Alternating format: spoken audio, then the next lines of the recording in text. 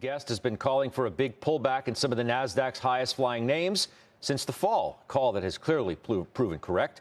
Brad Gerstner is the founder and CEO of Altimeter Capital, joins us once again live. It's good to see you again. Welcome back. Great to be on. All right, so here's what we're going to do. We're going to begin at 30,000 feet, okay? Then we're going to begin our descent into that call you had in the fall, and then we're ultimately going to land on some individual names. So let me ask you from the 30,000-foot view first for our viewers, your reaction to what the Fed said and did yesterday is what? Well, I think as the market has digested this, it's pretty similar to what we expected going into it. I think the dot plot remains largely unchanged. The taper is a little bit faster, as we all expected. And they basically made clear that they're not raising rates until after March, but we expect 3 rate rises next year. You know, what I've been talking about really for 12 months now is that we ought to be celebrating normalization. Normalization means we have a strong labor market, a strong economy, and we're just talking about going from 0 and negative real rates to 75 basis points if we have 3 rate increases next year. So I think it's healthy for the market. But of course, we're seeing some natural churning like you and I talked about a couple months ago. Are you expressing that celebration, if you will, by taking your long exposure higher?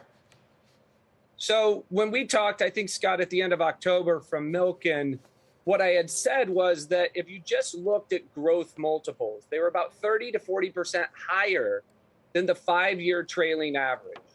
They were about 40% higher than where we were in January of 2020, which I thought was a pretty much a pre-COVID level that we would likely retrace back to.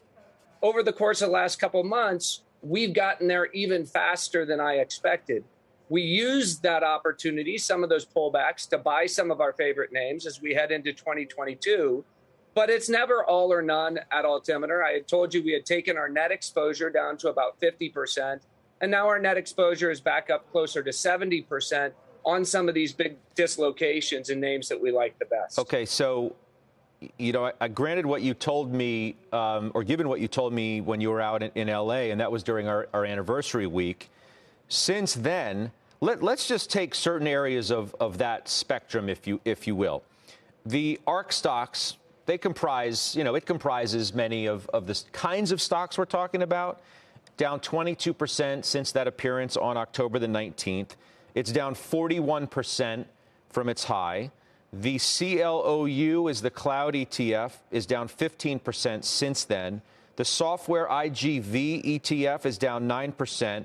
You own individual names within that space as well. Has it come down far enough to become attractive, given what you just said about, it sounds like you've been nibbling on some of the stocks that came down a lot? Well, I think there are 2 important points to make, Scott. The first one is, if you remember Q4 of 18, in a period of about 60 days, the NASDAQ was down about 30% on fears that in 2019, rates would go up faster than expected and throw us into a recession. But that 30% drawdown in Q4 of 2018 took us to 30% below the 5-year trailing average growth multiple. We just had another 30 to 40% decline, which feels, the slope of that curve feels about as painful. But that just took us to the 5-year average. We are not below the 5-year average. So it's hard to say that at a market level, everything is a screaming buy. I don't think that's the case. But the second point that I would make is we've seen record dispersion over this period of time. So if you look at the top quartile of software stocks year to date, they're up about 25%. If you look at the bottom quartile of software stocks year to date, they're down about 30 to 35%. That's the first time in 5 years you've seen a negative return on those software stocks. We expected that.